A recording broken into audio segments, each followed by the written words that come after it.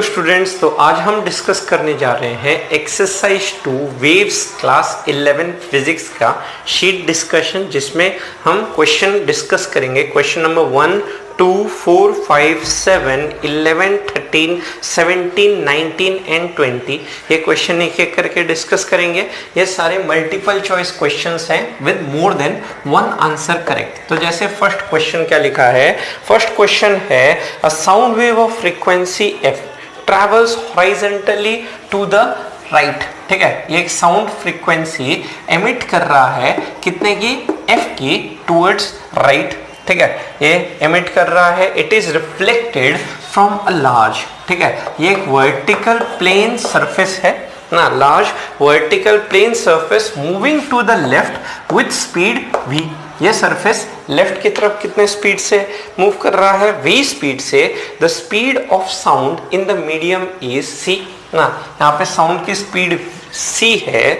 Number of wave striking the surface पर second, तो कितने है ना, लेट से यहाँ पे जो इस सरफेस पे लेट से कितना यहाँ पे स्ट्राइक कर रहा है, वो फ्रीक्वेंसी f1 अगर निकालने जाऊं तो बाय डॉपलर इफेक्ट f1 क्या लिख सकता हूं, f into speed of sound in air. ठीक है, ऊपर आएगा ऑब्जर्वर, नीचे आएगा सोर्स। तो ऑब्जर्वर ये रहा, ठीक है, तो ऑब्जर्वर की स्पीड कितनी है v, और सोर्स यहाँ पे क्या लिखा है, travels horizontally to the right, it is reflected. इसकी स्पीड हमें नहीं दे रखी, तो ये 0 मान लो सोर्स की। अब यहाँ पे क्या बोला गया है, जैसे जैसे पास आएगा तो ये बढ़ेगा, तो ये हो गया प्लस और नीचे माइनस। तो यहाँ पे कितनी ना लेट से वेव्स हिट कर रही है पर सेकेंड, तो ये आपका निकल के आया f into C plus V divided by c मेरा। तो ये हो गया मेरा ऑप्शन नंबर ए। फिर ऑप्शन 2 बोल रहा है वेवलेंथ ऑफ रिफ्लेक्टेड वेव, तो ये तो इंसिडेंट हो गया, रिफ्लेक्टेड कौन सा होगा, ये रहा ना। तो इसका अगर मैं रिफ्लेक्टेड वेव की अगर फ्रीक्वेंसी बात करूं, जो मुझे इसके लेट से है ना थर्ड पार्ट में बात ही करना है, तो फ्रीक्वेंसी और फिर उसका वेवलेंथ की बात करनी है, तो F2 क्या लिखा जाएगा, F2 इज इक्वल टू ये जो आपका यहाँ से हिट होके फिर यहाँ पे रिफ्लेक्ट होके जो इसे ऑब्जर्व होगा, अब ये ऑब्जर्वर हो गया, तो F2 क्या लिख सकता हूँ, F1 इंटू फिर मेरा क्या आएगा ऊपर नीचे C हो जाएगा। ठीक है, अब यहाँ पे क्या लिख सकता हूं, अब ये ऑब्जर्वर है जो रेस्ट पे है, और ये सोर्स है जो है ना v स्पीड से मूव कर रहा है। अब ये पास जाएगा तो फ्रीक्वेंसी बढ़नी है, ऊपर प्लस नीचे माइनस।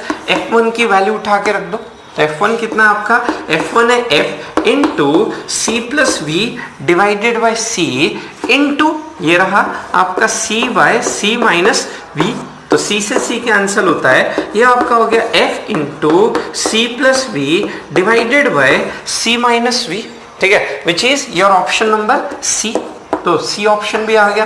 फिर हम बात करते हैं वेवलेंथ ऑफ रिफ्लेक्टेड वेव। अब हम v equal to F lambda से बात करें तो रिफ्लेक्टेड वेव आपकी किस स्पीड से मूव कर रही है, c स्पीड से आपको गिवन है f2 इंटू लैम्डा। तो इसका अगर लैम्डा बात करूं रिफ्लेक्टेड वेव का, तो lambda 2 is equal to c divided by क्या लिखा जा सकता है आपका f2। तो यहाँ पे f2 की वैल्यू है, रख दीजिए। तो यहाँ से आ गया lambda 2 is equal to c divided by f, ये रहा, इनटू ऊपर आ जाएगा मेरा c माइनस वी और नीचे बन गया मेरा c प्लस वी करके, which is your option number B. तो ABC तो हो ही गया। अब number of beats heard by a stationary listener to the left of the reflecting surface.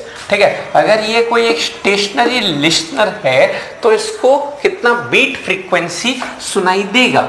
ठीक है, तो इसको कितना बीट फ्रीक्वेंसी सुनाई देगा, अगर ये बात की जाए तो एक तो ये सीधा इसकी तरफ जो आएगा एक वेव है ना, ये वेव कौन सा है, वो रिफ्लेक्टेड वाला है ना, जिसके आपने फ्रीक्वेंसी निकाली हुई है। एक वेव जो इसके थ्रू ट्रैवल करके आएगी, ये कितने स्पीड है ना फ्रीक्वेंसी से ट्रैवल करके आएगी, f से। तो इन दोनों का डिफरेंस बात किया जाए तो वो हमें बीट फ्रीक्वेंसी देगा। मुझे इसकी स्पीड नहीं दी थी तो इसका 0 मान लिया, तो एक रिफ्लेक्टेड वेव f2 आया और यहाँ से f आया ना। ये स्टेशनरी है तो f2 की वैल्यू रख दो यहाँ पे।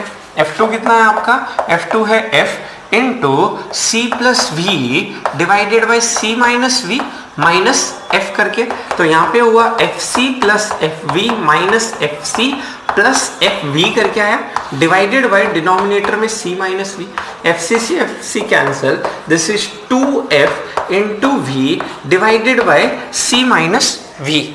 ठीक है, जबकि यहाँ पे F V by C minus V दिया है, 2 टाइम्स नहीं दिया, तो ऑप्शन डी होगा नहीं। तो हम क्या बोल सकते हैं, फर्स्ट का आंसर क्या हो गया, option number A, B and C. तो ये था मेरा क्वेश्चन नंबर 1 का सॉल्यूशन। आगे बढ़ने से पहले यहाँ नेक्स्ट क्वेश्चन 2 क्वेश्चन है, a wave disturbance in a medium is described bye, ठीक है, ये एक स्टैंडिंग वेव का इक्वेशन आपको लिखा हुआ है, समथिंग लाइक 0.02 है ना, कॉस ऑफ कितना है मेरे पास 50 पाई टी प्लस लिखा जा सकता है पाई बाय 2, फिर इनटू कॉस ऑफ मैं यहाँ लिख सकता हूँ 10 पाई एक्स करके। ठीक है, अब मुझसे यहाँ क्या पूछा जा रहा है, यहाँ पे हम अगर इसकी बात करें नोड और एंटी नोड के पोजीशंस, ठीक है, नोड कहाँ पे अकर होगा, एंटी नोड कहाँ अकर होगा, तो इसका अगर एम्पलीट्यूड की बात करूं तो a sin ओमेगा t होता है, तो a एम्पलीट्यूड इसका कितना हो गया, इस स्टैंडिंग वेव का जो एम्पलीट्यूड है मेरा बन गया 0.02 कॉस ऑफ, यहाँ पे लिखा हुआ है 10 पाई एक्स। ठीक है, अब डिस्प्लेसमेंट का नोड और एंटी नोड की बात की जाए तो जहां पे आपका डिस्प्लेसमेंट 0 हो जाए उन पोजीशंस को कहते हैं नोड, और जहां पे डिस्प्लेसमेंट मैक्सिमम हो जाए +1 या -1 उन पोजीशंस को कहते हैं एंटी नोड। ठीक है, तो पोजीशंस ऑफ नोड आपके क्या बने हुए हैं, जहां पे इस एम्पलीट्यूड को हम क्या कर देते हैं 0, स्टैंडिंग वेव के एम्पलीट्यूड को 0 करने का मतलब आपका कॉस ऑफ 10 पाई एक्स क्या हो गया आपका 0। ठीक है, अब cos थीटा 0 आपका है ना किस एंगल के लिए होता है, एट है ना odd multiple of pi by 2, 1 pi by 2, 2 पाई है ना 3 pi by 2 and so on. तो यहाँ से पाई कैंसिल कर देता हूँ, तो x की वैल्यू कितनी आ गई, x आ गया 2n + 1 डिवाइडेड बाय डिनोमिनेटर में मेरे पास पड़ा हुआ है 20, पाई से पाई कैंसिल हो गया। अब n = 0 पुट करो, तो 0 पुट किया जाए तो यहाँ पे ये जो x है ना ये सारे मीटर्स में है, तो ये मीटर आएगा, इसे 100 से मल्टीप्लाई कर दो, तो 100 से मल्टीप्लाई किया जाए तो ये आपका सेंटीमीटर हो जाएगा। तो यहाँ पे आप क्या लिख सकते हो, 100 से मल्टीप्लाई करके 5 टाइम्स, दिस इज 2n + 1 है ना सेंटीमीटर आया। मतलब पहला एंटी नोड का पोजीशन क्या हुआ, n की वैल्यू 0, 5 सेंटीमीटर। दूसरा एंटी नोड का पोजीशन क्या हुआ, n 1 पुट करता हूँ तो आपका क्या हो गया 5 × 3 इज 15 सेंटीमीटर। फिर क्या बोल सकता हूँ n की वैल्यू ना, फिर क्या आ जाएगी आपकी 5 आ जाएगी। ठीक है, 2 पुट करके 5 25 सेंटीमीटर। फिर n की वैल्यू ना 3 रखिए, 7 5 जा 35 सेंटीमीटर, दैट इज 0.05 मीटर पे नोड आएगा, 0.15 मीटर पे नोड आएगा, 0.25 मीटर पे नोड आएगा एंड 0.35 मीटर पे नोड आएगा, है ना। जबकि यहाँ क्वेश्चन मुझे क्या पूछा है, ए पार्ट में 0.15 मीटर में नोड आएगा आ रहा है, तो ऑप्शन नंबर ए तो सही हो गया। ठीक है, आपको पार्ट बाय पार्ट देखना है। तो नोड के बाद आते हैं इनके एंटी नोड की पोजीशन की बात करने ना। अब एंटी नोड का मतलब डिस्प्लेसमेंट मैक्सिमम या मिनिमम, दैट इज कॉस की वैल्यू, कॉस ऑफ हम क्या लिख रहे हैं 10 पाई एक्स, मेरा +-1 हो जाए, +1 या -1। इसका मतलब 10 पाई एक्स ऑड मल्टीपल ऑफ पाई या इवन मल्टीपल ऑफ पाई दोनों हो सकता है, दैट इज पाई से पाई कैंसिल। तो x = क्या आ गया n/10 मीटर। अब n की वैल्यू 1 पुट कर लो, तो 1 पुट करता हूँ 0.1 मीटर है ना, n की वैल्यू 2 पुट करता हूँ 0.2 मीटर, n की वैल्यू 3 पुट करता हूँ 0.3 मीटर। मुझसे पूछा है क्या है ना 0.3 मीटर पे एंटी नोड आ रहा है, तो यहाँ दिख रहा है मुझे 0.3 मीटर पे एंटी नोड आ रहा है, तो ऑप्शन बी भी सही हो गया। फिर आते हैं speed of the wave, wave की स्पीड कितनी है, तो यहाँ पे हम देख सकते हैं ये ओमेगा है और ये क्या है k है। ठीक है, अब वेव की स्पीड पार्टिकल की नहीं, वेव की स्पीड क्या होती है ω/k। हम क्या लिख सकते हैं, ओमेगा है 50 पाई और k कितना है 10 पाई, तो ये स्पीड कितनी आ गई 5 मीटर पर सेकेंड। तो ये ऑप्शन सी भी सही हो गया। ठीक है, तो ऑप्शन सी सही हो गया। लास्ट आते हैं वेवलेंथ कितना होगा, तो वेवलेंथ मतलब k = 2 पाई/λ ठीक है, यहाँ पे kx के 10 पाई दिख रहा है, तो लैम्डा की वैल्यू मैं क्या लिख सकता हूं, लैम्डा हो गया 2 पाई डिवाइडेड बाई के, के है मेरे पास इज इक्वल टू 10 पाई, तो 2 बाई 10 इज 0.2 मीटर, तो 0.2 मीटर, देयरफॉर ऑप्शन डी भी सही हो गया। तो हम क्या बोल सकते हैं, क्वेश्चन नंबर 2 का ए बी सी डी चारों ऑप्शन सही है। तो ये है क्वेश्चन नंबर 2 का आंसर। आगे बढ़ने से पहले यहां तक आप स्क्रीनशॉट। क्वेश्चन नंबर 4 पे, two tuning fork when sounded together produces 5 beats per second. दो ट्यूनिंग फॉर्क मान लो F1 और F2, उन दोनों का बीट फ्रीक्वेंसी आपको कितना दिया हुआ है, 5 बीट्स पर सेकेंड। आगे लिखा है first tuning fork is in resonance with 16 centimetre wire of a sonometer. तो पहला जो ट्यूनिंग फॉर्क है ना, फर्स्ट है ना जो ट्यूनिंग फॉर्क है वो सोनोमीटर है ना, सोनोमीटर में दोनों एंड्स आपके क्या होते हैं, लेट्स से फिक्स्ड होते हैं, तो वहां पे हो जाएगा V divided by 2L gamma R T by M करके जो होता था है ना, या फिर root under T by mu करके जो होता था, उसके n मल्टीपल्स आएंगे है ना। हम फंडामेंटल की बात करते हैं, जहां पे ये L की वैल्यू मुझे क्या गिवन है, फर्स्ट वाले के लिए आपको गिवन है 16 सेंटीमीटर। इसको मैं है ना सेंटीमीटर को मीटर में ले जाना चाहूँ, ले जा सकता हूँ, ऊपर भी सेंटीमीटर पर सेकेंड ही आएगा वैसे, ठीक है, ये मानते हुए। वैसे F2 जो है दूसरा लिखा है and second is in resonance with 16.2 centimetre of the same sonometer. Same sonometer मतलब है ना रूट टी बाई म्यू में V तो सेम हो जाएगा, तो यहाँ पे आपका V सेम है, तो लेंथ की जगह क्या हो गया 16.2 हो गया। Then frequencies of the two tuning fork है ना। तो अब मुझे F1 और F2 में अगर मैं देखूं, F1 बड़ा है ना क्योंकि इसका डिनोमिनेटर छोटा है, तो इसको सिंप्लीफाई करते हैं, तो F1 माइनस F2 जो मैं है लिख सकता हूं 5, ठीक है। अब F1 मेरा बड़ा है और यहाँ पे मैं V एक अननोन है, इसको सिंप्लीफाई करना है, तो F1 तो हो गया V बाई 2 इंटू 16 और F2 हो गया V बाई 2 इंटू क्या आया 16.2 इज इक्वल टू 5।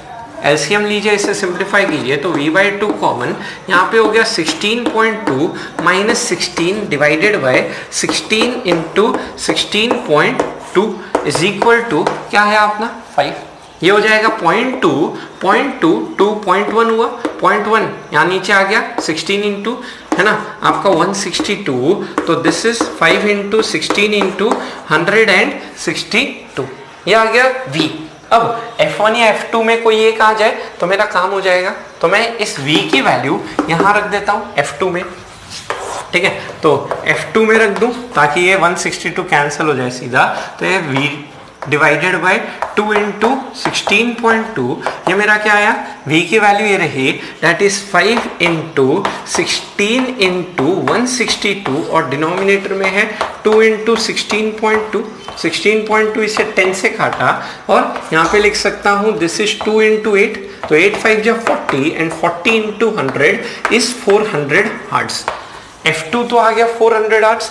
F1 कितना है, F1 है 5 प्लस F2 है ना, 5 प्लस F2, तो यहां से हम क्या लिख सकते हैं, F1 मेरा क्या हो गया 5 प्लस 400 इज 405 हर्ट्ज। मतलब इन दोनों की जो फ्रीक्वेंसी है 405 and 400 hertz, that is option क्या हो गया आपका, ऑप्शन हो गया डी करके। तो ये है क्वेश्चन नंबर 4 का सॉल्यूशन। आगे बढ़ने से पहले यहाँ तक क्वेश्चन 5 कह रहा है hollow metallic tube of length L। एक हॉलो ट्यूब है ना, हॉलो मेटालिक ट्यूब जिसका लेंथ कितना है L and closed eight one and, एक एंड पे ये ट्यूब क्लोज्ड है and produces resonance with a tuning fork of frequency n। इस ट्यूनिंग फॉर्क की फ्रीक्वेंसी हमें क्या दे रखी है, n करके गिवन है, ठीक है। Entire tube is then heated carefully so that equilibrium temperature its length changes by L। मतलब अब नया लेंथ कितना हो गया इसका, L प्लस L ना, चेंजेस बाय L मीन्स पहले जो लेंथ था उससे L इंक्रीज हो गया। If change in velocity V of sound is V है ना, पहले V स्पीड थी साउंड की, अब साउंड भी कितने से बढ़ गया ना, है ना, change in velocity of sound is V, तो resonance will now be produced by tuning fork of frequency. अब इस केस में आपको F डैश कितना होगा ये पूछा है, तो यहां से हम क्या लिख सकते हैं, ये N जो होगा, ये N कितना आएगा, N इज इक्वल टू हम बोल सकते हैं V डिवाइडेड बाय ये आपका आएगा 4 टाइम्स L करके, लिखा जा सकता है यहाँ पे, ठीक है, 4 टाइम्स L करके हम बोल सकते हैं। तो यहाँ पे जो आपका नया फ्रीक्वेंसी f डैश जो हो जाएगा, अब नई साउंड की स्पीड कितनी है v प्लस वी, और यहाँ पे L की जगह अब क्या हो गया 4 टाइम्स L प्लस L करके आ गया। अब मुझसे पूछा है the resonance will be produced by a tuning fork of frequency, तो नया जो रेजोनेंस प्रोड्यूस होगा वो आपका किस ट्यूनिंग फॉर्क से होगा, तो v plus V divided by 4 times L plus L, which is your option number A. तो ये है 5 का ऑप्शन ए आंसर। यहां तक का आप स्क्रीन। क्वेश्चन 7 है equation of a travelling wave along the positive x axis. आपको है ना ग्राफ दिखा रखा है वेव का कुछ इस तरह से ना, वेव कहाँ ट्रैवल कर रही है प्लस एक्स एक्सिस में, और यहाँ पे क्या देख रखे हैं है ना कि किसी t इज इक्वल टू 0 पे आपका इसका डिस्प्लेसमेंट कितना है -0.5, ठीक है। अब x इक्वल टू 0 है ना, x equal to 0, t is equal to 0 पे डिस्प्लेसमेंट जो है वो -0.5 है ना। तो यहां से हम बोल सकते हैं इसका जो फेज एंगल हो जाएगा omega t minus k x होगा। अब इसको आपको एलिमिनेशन अप्रोच से काम करना है, तो यहां पे आपको क्या देखना है, यहां पे ए बी सी डी में से अगर आप देखोगे तो option number A and C तो एलिमिनेट हो गए क्योंकि साइन 30 प्लस 0.5 देगा, ठीक है। तो ए और सी ऑप्शन हट गए। अब ऑप्शन क्या बचता है, ऑप्शन बचता है बी एंड डी करते हो। अब बी और डी में से कौन सा आंसर होगा, तो मैं क्या बोलूंगा, यहाँ पे आपकी एक ट्रैवलिंग वेव की जो इक्वेशन होती है जो प्लस एक्स में ट्रैवल कर रही है उसकी इक्वेशन क्या होती है, ए sine omega t minus k X plus phi करके होता है। अब ये फाई कैसे निकाले, तो फाई के लिए क्या जानते हो, यहाँ पे आप डिस्प्लेसमेंट पता है -0.5 इसका, ठीक है, और यहाँ पे इसका एम्पलीट्यूड मैं देख रहा हूँ ग्राफ से 1 लिखा हुआ है, तो एम्पलीट्यूड 1 है और यहाँ पे डिस्प्लेसमेंट है -0.5 एंड साइन ऑफ ये क्या बन के आया ओमेगा है ना t0 x0 रख दो तो 0 प्लस यहाँ पे क्या है 5। अब क्या लिख सकते हैं यहाँ पे साइन 5 बन के आया -1/2 दैट इज 5 हो गया -5/6, तो -5/6 किया जाए तो देयरफॉर आपका इक्वेशन क्या आया, इक्वेशन हो गया इस ट्रैवलिंग वेव का है ना y is equal to 1 sine of क्या लिख सकते हैं omega t minus k x minus π/6 which is your option number D करते हुए, ठीक है। तो ये है क्वेश्चन नंबर 7 का ऑप्शन डी आंसर। आगे अब 11 में लिखा है a clamp string is oscillating in nth harmonic, ठीक है, एक क्लैम्प स्ट्रिंग है दोनों एंड से क्लैम्प्ड, तो ये nth हार्मोनिक में ऑसिलेट कर रही है, मतलब इसकी है ना फ्रीक्वेंसी कितनी है n है। अब यहाँ पे पूछा है first part total energy of oscillations will be n times that of fundamental frequency, इसकी जो फंडामेंटल फ्रीक्वेंसी है n, जो टोटल एनर्जी है ना जो होगी इसके n स्क्वायर होगी या n-1 स्क्वायर होगी, ए और बी ऑप्शन में से अगर मैं बात करूं तो टोटल एनर्जी का फॉर्मूला क्या जानता हूं 2π² f² a² रो इनटू VW, मतलब क्या देख पा रहा हूं टोटल एनर्जी जो है वो किसके प्रोपोर्शनल है n स्क्वायर के। Therefore option A and B में से मेरा कौन सा ऑप्शन सही हो गया, ऑप्शन नंबर ए सही हो गया। एंड हम सी ऑप्शन की बात करें एवरेज काइनेटिक एनर्जी ना, ये हमने डिराइव कर रखा है, एवरेज काइनेटिक एनर्जी और पोटेंशियल एनर्जी क्या होती है सेम होती है और टोटल एनर्जी का क्या हो जाता है आधा हो जाता है, ये हमने डिराइव किया हुआ इस रिलेशन को। तो average kinetic energy of the string over complete oscillation is half of the total energy, ठीक है, ये ऑलवेज वैलिड है, ये आप बोल सकते हो। तो देयरफॉर यहाँ पे हम क्या बोल सकते हैं ऑप्शन नंबर सी हमारा यहाँ पे सही हो जाएगा, ठीक है। ये जो टोटल एनर्जी आया था ये टोटल क्या है एवरेज एनर्जी है, इसका हमने लेट्स से काइनेटिक एनर्जी और पोटेंशियल एनर्जी का समी तो कहा था, ठीक है, और हमने यहाँ पे क्या कहा था कि ये एवरेज की जब बात की जाती है तो यहाँ पे आपका काइनेटिक एनर्जी वाले डेरिवेशन में आता था cos स्क्वायर और ये सेम आता था cos स्क्वायर, तो दोनों का एवरेज हाफ हो जाता था, तो हाफ प्लस हाफ करके ये +1 होता था। तो ये रिलेशन हम बात करते हैं कि जो एवरेज काइनेटिक एनर्जी और एवरेज पोटेंशियल एनर्जी जो है वो टोटल एनर्जी का क्या है हाफ होता है। तो ये है क्वेश्चन नंबर 11 का सॉल्यूशन। क्वेश्चन नंबर आते हैं 13 पे। 4 organ pipes of different length, different gases at same temperature are shown in figure FA, FB, FC and FD with their fundamental frequencies. और आपका गामा जो है वो कार्बन डाइऑक्साइड के लिए 7/5 करके लिखा हुआ है। ठीक है, तो क्वेश्चन नंबर 13, तो ये दोनों एंड्स ओपन है, उसके लिए हम क्या बोल सकते हैं, फंडामेंटल फ्रीक्वेंसी का फॉर्मूला होता है 1/12 root under gamma RT divided by m, that is molecular weight. तो यहाँ पे है ना, गैस कांस्टेंट, टेम्परेचर सेम है, लेंथ सेम नहीं है। ठीक है, और f यहाँ पे बोलूं तो यहाँ पे f जो है वो किसके प्रोपोर्शनल आ गया मेरा, 1/L root over gamma divided by, क्या लिख सकता हूं, मॉलिक्यूलर वेट। अब मुझे FA FB है ना, FB FC और FC FD और FD FA का रेशियो निकालना है। तो सबसे पहले ऑप्शन नंबर ए आता हूं। ऑप्शन ए में है FA/FB का रेशियो। ठीक है, ये मुझे बात करनी है। तो मैं क्या बोल सकता हूं, ए और बी दोनों डायटोमिक गैसेस है, हाइड्रोजन और ऑक्सीजन, तो दोनों का गामा सेम हो जाएगा। तो नीचे आएगा LA, ठीक है, ऊपर हो जाएगा LB, और मॉलिक्यूलर वेट में बोलूं तो ऊपर MB हो गया और नीचे क्या आ गया, MA हो गया। अब ये वैल्यू कितनी कितनी गिवन है देख लो। तो B का लेंथ है ना जो आपका है इस L/2, A का लेंथ है L, और मॉलिक्यूलर वेट B गैस में ऑक्सीजन है, ऑक्सीजन का 32 होता है और हाइड्रोजन का 2 होता है। तो L से L कैंसिल, दिस इज 1/2, 16 का रूट कितना हो गया, 4, तो ये आया मेरा 2:1 है ना। तो ऑप्शन नंबर ए गलत हो गया। ठीक है, वहां √2 आंसर होना चाहिए इसके हिसाब से। फिर ऑप्शन बी आओ, that is FB divided by FC की बात करें तो FB/FC में मैं बोल सकता हूं, यहाँ पे B और C फिर से आपके क्या है ना, डायटोमिक गैसेस है। तो फिर से B तो नीचे आ गया, LB और MB नीचे आ गया, और LC MC मेरा ऊपर चला गया। तो अब LC कितना दिया हुआ है, 2L/3 ना, C वाले का लेंथ 2L/3 और B वाले का लेंथ कितना है आपका, L/2, और रूट अंडर है ना, C गैस क्या है, नाइट्रोजन, तो 28, और B में क्या है, ऑक्सीजन, 32 करते हुए। तो LCL cancel, this is equal to 4/3। अब यहाँ पे क्या लिख सकते हो, 4 7 जा 28 एंड 4 8 जा 32, दैट इज 7 डिवाइडेड बाय 8। ठीक है, अब इसको अंदर ले जाओ तो ये अंदर जाएगा, कितना हो जाएगा, 16/9 इंटू 7/8।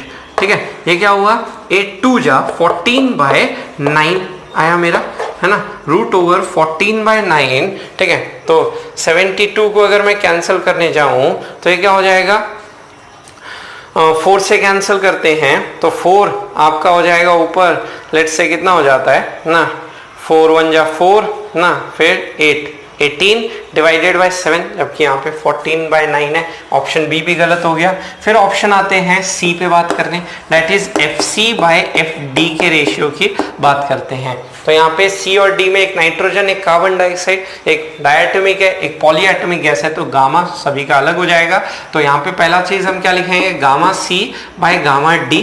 ठीक है, गामा के डायरेक्टली प्रोपोर्शनल, लेंथ के inversely proportional, that is LC नीचे, LD ऊपर, और मॉलिक्यूलर वेट के इनवर्सली प्रोपोर्शनल, मतलब MD ऊपर आ जाएगा और MC मेरा क्या हो जाएगा, नीचे आ जाएगा। ठीक है, लेंथ ये सब तो मुझे गिवन है, LD कितना है, L/3 है। ठीक है, LC कितना है, LC है 2L/3, और मॉलिक्यूलर वेट की बात की जाए तो D गैस में आपका कार्बन डाइऑक्साइड है। ठीक है, दैट इज आपका कार्बन डाइऑक्साइड में CO2, तो 12 + 32 कितना हो गया, 44, और C में आपका नाइट्रोजन 28। अब गामा D जो है ना, कार्बन डाइऑक्साइड का आपका गामा दिया हुआ है 7/5। अब डायटोमिक की बात की जाए तो डायटोमिक में 3 ट्रांसलेशन और 2 क्या कहा जा सकता है, आपका रोटेशन होता है। ठीक है, तो हम यहाँ पे बोल सकते हैं डिग्री ऑफ फ्रीडम 5 आए तो CV कितना हो गया, 5R/2, और CP कितना हो गया, CP हो गया आपका 7R/2 करके हो गया। ठीक है, तो यहाँ पे गामा की वैल्यू निकालूं तो ये रेशियो क्या आया मेरा, ये रेशियो आया 7/5, और यही रेशियो आपका पॉलीएटॉमिक के लिए भी है, तो आप इसको यूज कर सकते हो, मतलब दोनों का रेशियो सेम आया है अपना निकल के। तो यहाँ से हम क्या बोल सकते हैं, ये हो गया 1:2, और ये आपका 4 11 जा, दिस इज 4 7 जा, तो ये हो गया 11 डिवाइडेड बाय 28। ठीक है, तो ऑप्शन नंबर सी सही है मेरा। ठीक है, ऑप्शन सी सही आंसर है अभी तक। एंड लास्ट ऑप्शन आते हैं ऑप्शन नंबर डी पे बात करने। ठीक है, डी देखिए फिर से F D by F A, तो दोनों का ना हमने अभी देखा कि दोनों का गामा तो सेम ही होने वाला है, उससे कोई फर्क नहीं पड़ेगा। तो यहाँ पे आप सीधा लेंथ के रेशियो की बात कर सकते हो, एल ए एल डी और रूट अंडर ऊपर है एम ए, नीचे पड़ा हुआ है एम डी। अब एक एक करके वैल्यू रखिए, तो एल ए लेंथ है एल और एल डी का लेंथ है एल बाय 3। ठीक है, उसी तरह से ए का मॉलिक्यूलर वेट हाइड्रोजन है 2 और डी का मॉलिक्यूलर वेट 44। तो ये क्या हो गया, एल से L cancel, this is 3 by square root 22 करते हुए। ठीक है, 3 अंदर जाएगा 9 हो जाएगा, तो 9 बाय 22 इसको आप ना अब कोई कैंसिल तो कर नहीं सकते, तो देयरफॉर क्वेश्चन नंबर है ना 13 का करेक्ट आंसर क्या अपना ऑप्शन सी। तो आगे बढ़ने से पहले यहाँ तक का आप स्क्रीन क्वेश्चन 17 नंबर में क्या लिखा हुआ है, अ प्लेन प्रोग्रेसिव वेव फ्रीक्वेंसी है 25, फ्रीक्वेंसी 25, तो ओमेगा क्या हो जाता है 2 पाई एफ, एफ 25 रख दो तो ये कितना आ गया 50 पाई आ गया। फिर लिखा हुआ है एम्पलीट्यूड है 2.5 इंटू 10 पावर माइनस 5, एम्पलीट्यूड है आपका 2.5 इंटू 10 पावर माइनस 5। फिर हमें बोला है इनिशियल फेज 0। ठीक है, फेज कांस्टेंट 0 डिग्री है और मूव कर रहा है नेगेटिव एक्स डायरेक्शन में। ये वेव जो है ये हमारा माइनस एक्स एक्सिस की तरफ मूव कर रहा है विथ स्पीड। वेव वेलोसिटी कितनी है इज 300 मीटर पर सेकेंड। यहाँ से आप क्या निकाल सकते हो, ओमेगा बाय के करके हम के निकाल सकते हैं, इसको 50 पाई रख दिया जाए तो यहाँ से के की वैल्यू कितनी आ गई 50 pi by 300 is equal to pi by 6। ये सब कॉन्स्टेंट्स निकाले। ठीक है, अब यहाँ पे आप इक्वेशन अगर लिखने जाओ इस वेव की, इस वेव का इक्वेशन क्या लिख सकता हूँ, y is equal to travelling along है ना आपका माइनस एक्स एक्सिस, तो ये आएगा omega T plus K X plus 5। Amplitude आपके पास 2.5 इंटू 10 पावर माइनस 5 पड़ा हुआ है। साइन ऑफ ओमेगा है मेरे पास 50 पाई इंटू टी और के की वैल्यू है पाई बाय 6 इंटू एक्स और फेस कांस्टेंट 5 है ना, इनिशियल फेस कांस्टेंट तो 0 हो ही गया। अब यहाँ पे क्या लिखा है, A and B are 2 points 6 metre apart on the line of propagation ना। इस वेव में 2 पॉइंट आपको ले लिया जाए, ये पॉइंट ए और ये पॉइंट बी, इन 2 पॉइंट्स के बीच का जो हॉरिजॉन्टल डिस्टेंस दिया हुआ है ना दैट इज डेल्टा एक्स ना, वो आपको कितना दिया हुआ है 6 मीटर अपार्ट करके दिया हुआ है। At any instant phase difference between them ना, तो किसी इंस्टेंट पे इन दोनों के बीच का फेज डिफरेंस कितना है 5 है ना, या आप थीटा इसे बोल सकते हो, 5 डैश करके बोल दो, बात एक ही है ना, ताकि कंफ्यूजन ना हो, दोनों एक ही 5 है कि नहीं है। The maximum phase difference in displacements of particles at A and B is delta. ठीक है, तो यहाँ पे हमसे पूछा गया 5 कितना होगा and maximum difference in displacements कितना होगा। ठीक है, तो सबसे पहले अगर मैं बात करूं यहाँ पे कि 5 की वैल्यू कितनी होगी। ठीक है, तो 5 आपको पता है यहाँ पे ना, maximum difference in displacements of the particles at A and B. ठीक है, तो यहाँ पे आप ये 5 को तो क्या लिख सकते हो, 5 हो जाएगा 2 pi by lambda into path difference. ठीक है, अब ये 2 पाई बाय लैम्डा क्या है अपना, के है, सिंपली के डेल्टा एक्स। आपने के निकाला ही हुआ है, के कितना है आपका पाई बाय 6 और डेल्टा एक्स कितना है 6, तो पाई बाय 6 इंटू 6 कितना आया, पाई आया। ठीक है, पाई मतलब क्या बोला जा सकता है, ये हो गया ऑप्शन नंबर ए और बी में ऑप्शन ए हो गया मेरा। ठीक है, अब आते हैं नेक्स्ट पार्ट में बोला है maximum difference in the displacements of particles A and B, मतलब इन दोनों पार्टिकल्स का लेट्स से फेज डिफरेंस आ गया मेरा।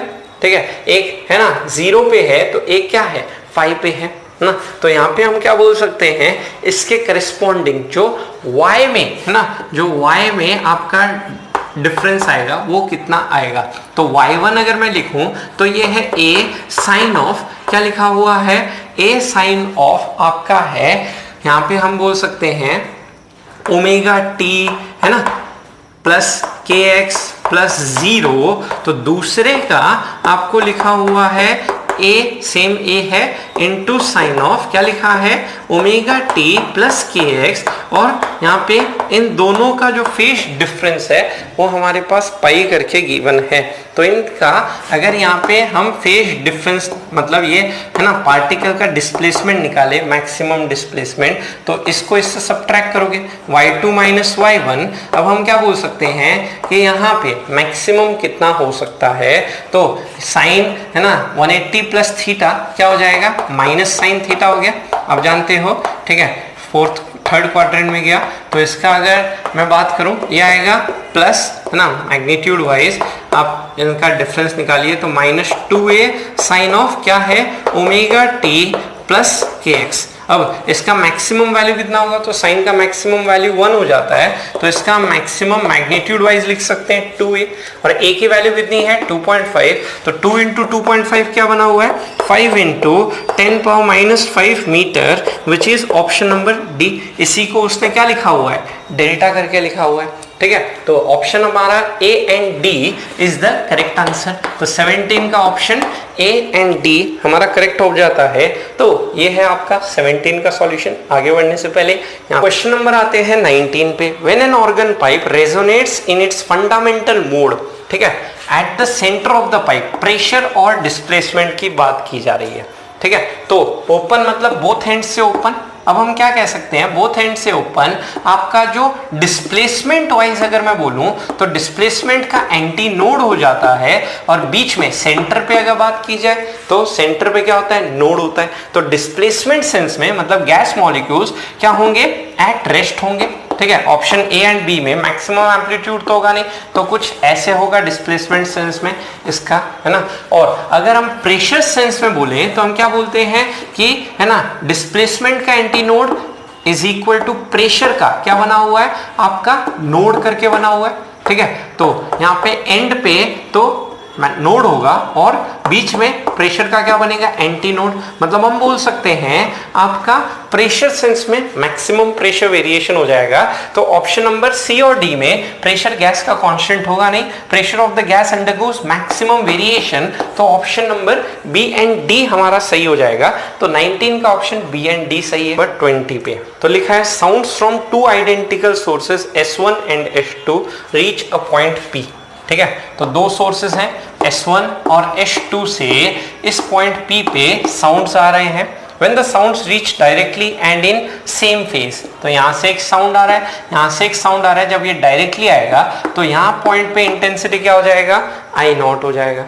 अब लिखा है कि लेट्स से इस है ना जो वेव आ रही है इसका एम्पलीट्यूड कितना था A, तो इसका भी एम्पलीट्यूड A था, ठीक है। कोई फेज डिफरेंस नहीं है यहाँ पे, तो दोनों का एम्पलीट्यूड सेम होगा, तभी दोनों की इंटेंसिटी सेम होगी। अब लिखा है power of S1 is now reduced by 64%। तो S1 से जो पावर है, ठीक है, वो इस P पॉइंट पे 64% घट जाता है। मतलब यहाँ पे S2 का तो उतना ही रहता है I0। अब यहाँ पूछा है मतलब यहाँ पे एम्पलीट्यूड सेम रहेगा, क्योंकि इंटेंसिटी जो है वो आपका स्क्वायर ऑफ एम्पलीट्यूड के प्रोपोर्शनल है। मतलब एम्पलीट्यूड जो है वो रूट ऑफ इंटेंसिटी के प्रोपोर्शनल है। मतलब यहाँ बोल रहा हूँ यहाँ पे अब इंटेंसिटी आपकी 64% ना रिड्यूस्ड बाय 64%, मतलब अब इंटेंसिटी 0.64 I0 हो गई। तो जो आपका एम्पलीट्यूड हो गया वो कितना हो गया point, let's say reduced by 64 मतलब I0 minus 0.64 that is 0.36 I0 हो गया। तो एम्पलीट्यूड कितना हो गया 0.36 I0 का स्क्वायर रूट इज 0.6a, ठीक है। अब यहाँ पूछा है इस पॉइंट पे है ना मैक्सिमम और मिनिमम इंटेंसिटी का रेशियो ना हमें बात करना है और उसका वैल्यू भी बात करना है। तो यहाँ पे आप बोल सकते हो इंटेंसिटी एम्पलीट्यूड के स्क्वायर के प्रोपोर्शनल है, तो ये सुपरपोजिशन का क्वेश्चन हो गया। तो मैक्सिमम एम्पलीट्यूड कितना हो जाता है इन दोनों का सम A1 प्लस A2, और मिनिमम एम्पलीट्यूड क्या हो जाता है इन दोनों का डिफरेंस, है ना। और एम्पलीट्यूड अगर हमें पता चल गया तो उस हिसाब से हमें मैक्सिमम इंटेंसिटी मिनिमम इंटेंसिटी भी आ जाएगा। तो ये A1 माइनस A2, तो A1 है A2 है 0.6a, तो ये कितना हो गया ये आ गया 1.6a। और उसी तरह से हम बोल सकते हैं मिनिमम जो एम्पलीट्यूड होगा is a minus 0.6a is equal to 0.4a करके। तो maximum intensity by minimum intensity का अगर रेशियो निकालने जाएं तो हमें एम्पलीट्यूड के रेशियो पता ही है, तो इंटेंसिटी प्रोपोर्शनल एम्पलीट्यूड का स्क्वायर, तो ये आ जाएगा a max by a min का होल स्क्वायर।